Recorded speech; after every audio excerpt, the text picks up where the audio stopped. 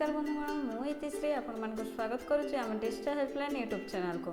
बंधुगण यही YouTube channel माध्यम आम आपण नहीं आस ओडिया भाषा विभिन्न प्रकार शिक्षणीय वीडियो जहाँ डिजिटल क्षेत्र में आपण मार्गदर्शि थाए आपण जीवन को डिजिटलाइज करने।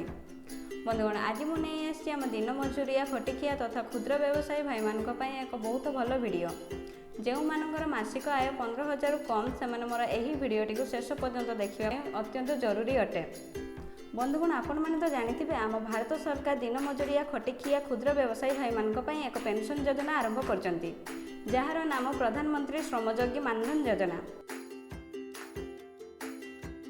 यही योजना माध्यम गरीब खटिखिया क्षुद्र व्यवसायी जेपरिक ठेलावाला रिक्सावाला गुपचुपवाला एपरिक साप्ताहिक हाटरे जो मैंने व्यवसाय कर योजनार लाभ पाइपर। यही पेंशन टंका आपणकर 60 वर्ष पर 3,000 टंका लेखाएं मिल। यही पेंशन टंका पाइबापी हेले आपको बेस किसी करने पड़ो ना, केवल आपणकर बयस 18 ରୁ 40 वर्ष मध्य होइथिबा दरकार। यही योजनार 18 वर्ष बयसर भाई मैंने 55 टंका और 40 वर्षर भाई मैंने 200 टंका लेखाएं प्रति मासरे निज बैंक अकाउंट रे जमा करेंगे। यहीपरि भाव में निजर बयस अनुजाई आपण निज बैंक अकाउंट रे जमा करेंगे। जदि यही जमा करने समय आपणकर कौन कारणवशत मृत्यु हो जाए तेबे आपणकर यही पेंशन टंकार 50% टंका आपण परिवार को मिल। जदि यही योजनार 10 वर्ष पर आपण बाहरी जावाई चाहूँगी तेबे आपणकर जमा करथिबा टंका सहित आपणकर सुध टंका मध्य फेरस्त पाइबे।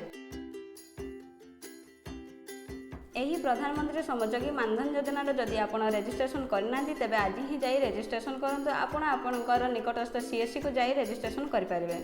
बंधुगण आशा करूँ मोर भिडटी आपण मानक बहुत भल लगी। जदि भल लगी था तेबे लाइक करूँ, सांग साथी बंधु बांधव सहित एत मात्रा शेयर करूँ जेपरी आम देशर प्रत्येक गरीब खटिखिया क्षुद्र व्यवसायी भाई मान पाखक मोर भिडियो पहुँची पार से सरकार यही योजनार लाभ उठाई पारे।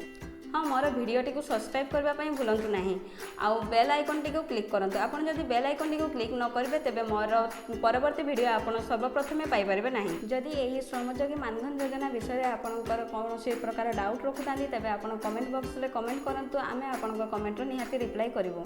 धन्यवाद।